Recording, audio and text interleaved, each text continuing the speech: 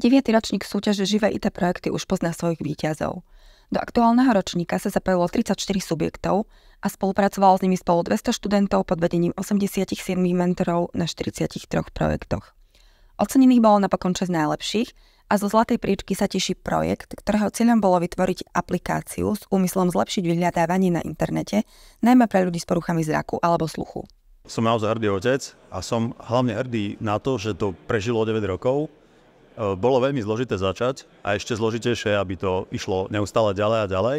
A dnes som otec, ale môžem s hrdosťou povedať, že existuje veľmi veľa pokračovateľov, ktorí sa do toho každý rok zapájajú a práve vďaka nim to funguje ďalej. Potenciál je pre mňa obrovský.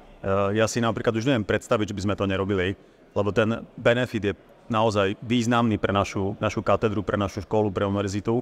Toho roku sme sa viac ako kedykoľvek predtým sústredili na tie tretej strany, aby nedošlo k vyčerpaniu tých tém, ktoré by sa postupne začali opakovať. Rozhodli sme sa pomôcť ďalším.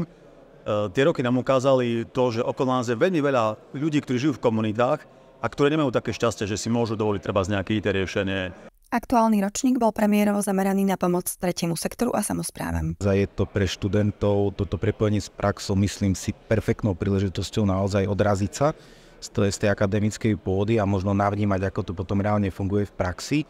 A možno trochu tak aj závidím tým študentom, že za mojej éry sa takéto niečo nedialo, takže podporujem, aby takéto niečo pokračovalo aj naďalej. Som tam aplikácia alebo produkty, ktoré si viem naozaj reálne predstaviť, že by sa dostali do praxe. Dokonca boli tam projekty aj také, ktoré už ja osobne som si aj prijal, aby niekto vymyslel a o to radšej som a o to viac som prekvapený, že to vzniká práve na pôde Košíc. Ja sám už by som rád aj oslovil niektorých študentov a nebudem konkrétne menovať, ale boli tam aplikácie, ktoré naozaj si viem reálne predstaviť, že ich hneď aplikujeme aj do našich aktivít a do našich projektov, ktoré máme na samospráve rozbehnuté. Vďaka súťaži Živé IT projekty študenti môžu spoznať svojich prípadných budúcich zamestnávateľov. Ja stále vnímam túto súťaž ako možnosť študentov sa ukázať a vždycky sa objavia študenti, ktorí pojmú nejakú zadanú tému inovatívnym spôsobom.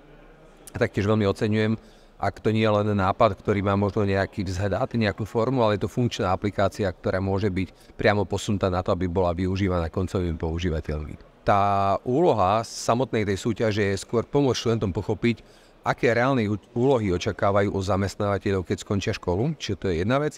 Druhá vec je, že spoznávajú tých svojich budúcich zamestnávateľov, vytvárajú si priateľské väzby a niektorým študentom to potom pomôže ľahšie si nájsť prácu po škole alebo ešte počas školy. A v čom je podľa porodcov v aktuálnom ročníku viditeľný najväčší posun? A musím sa priznať, že tento 9. ročník hodnotím veľmi pozitívne.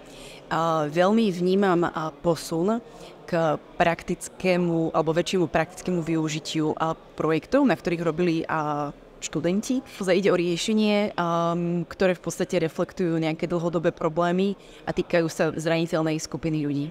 Takže ja sa o to viac teším, teda, že títo študenti a v podstate spolupráci s odborníkmi z praxe boli ochotní venovať 4 mesiace svojho štúdia prácu na týchto projektoch. To je projekt, kde vlastne prihlasovanie spúšťame začiatkom septembra a teda pre naše firmy a my už teda v auguste dostávame správy a e-maily, takže kedy už bude možné sa prihlásiť, takže ide naozaj o projekt, ktorý je vlastne medzi našimi firmami v klastri veľmi obľúbený a poviem aj, jedným z tých dôvodov, prečo to je tak, je, že v podstate v minulosti v rámci živých IT projektov vznikli riešenia, ktoré našim firmám ušetrili v podstate niekoľko aj 100 000 eur.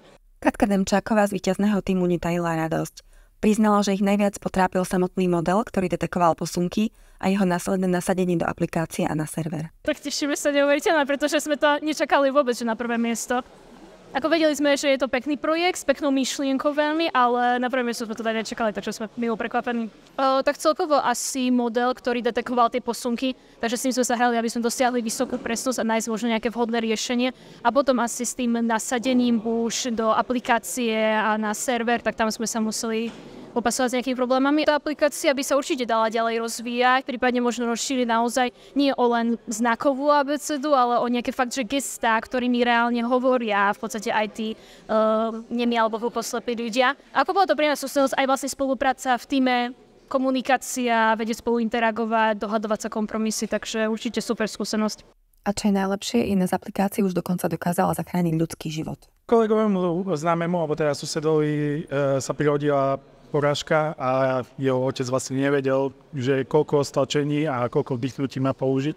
A vlastne hneď na to použil aplikáciu, lebo presne vedel, že vie pomôcť a to sa aj udialo, že vďaka tomu zachránila vlastne životy susedovi, ktorý sa momentálne lieči. No je to ako super pocit. A keď som to počul, a to som počul až dneska, že vlastne naozaj zachránila, tak som kúkal, že wow, ako splnilo to ten cieľ, ktorý to malo splniť. To bolo to najlepšie. Určite máme predstaviť, že by sme ďalej chceli v nej pokračovať, ak by sa dalo vo vývoji, lebo myslíme si, že má naozaj veľmi veľký potenciál na to, aby mohla byť veľmi užitočná pre každého človeka.